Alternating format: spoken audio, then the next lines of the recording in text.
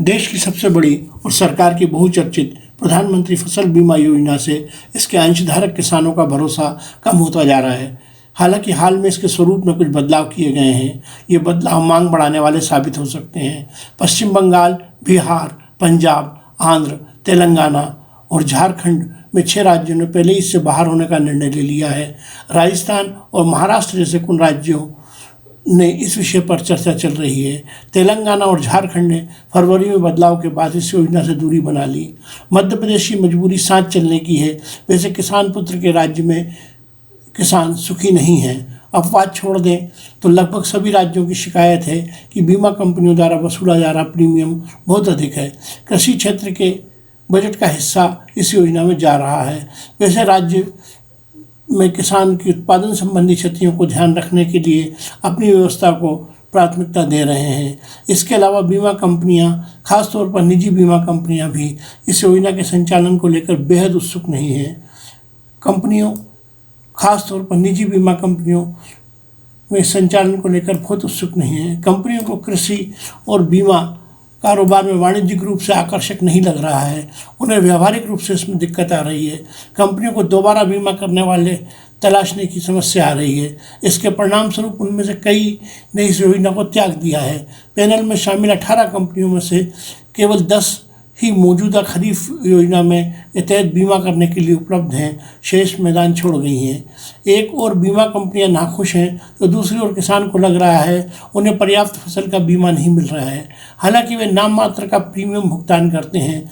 रबी में उन्हें कुल तयशुदा राशि का 1.5%, खरीफ में 2%, वाणिज्यिक तथा बागवानी फसलों में 5% राशि प्रीमियम के रूप में चुकानी होती है। शेष प्रीमियम का भुगतान बीमांकन के आधार पर राज्य और केंद्र सरकारों द्वारा किया जाता है। हालांकि अब केंद्र ने इसमें हिस्सेदारी कम कर दी है।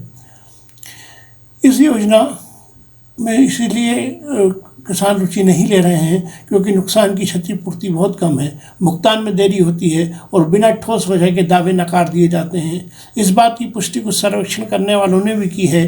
भारतीय नियंत्रक व महालेखा परीक्षक ने भी एक हालिया रिपोर्ट में कहा है किसान पुरानी फसल बीमा योजना से अधिक बेहतर स्थिति में थे।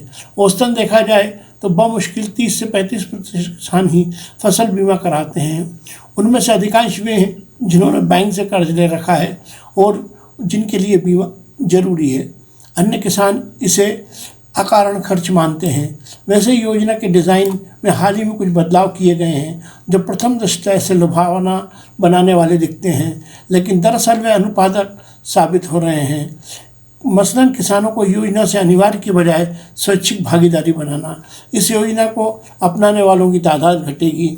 वर्ष आधारित फसलों के लिए प्रीमियम सब्सिडी केंद्र के हिस्से में 30%, सिंचित फसलों के लिए 25% कर दी गई है, जबकि पहले सभी फसलों के लिए 50% थी। इससे राज्यों को वित्तीय बोझ बढ़ेगा।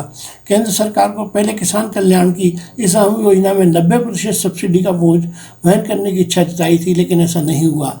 इन तमाम बातों को देखते हुए सरकार को PMFBY की समीक्षा करनी चाहिए और इस दौरान सभी अंशधारकों को शामिल करना चाहिए। दूसरा विकल्प ये है कि किसानों की नुकसान भरपाई का काम राज्यों पर छोड़ दिया जाए। केंद्र प्राकृतिक आपदा की तर्ज पर वित्तीय सहायता मुहैया करा सकता है।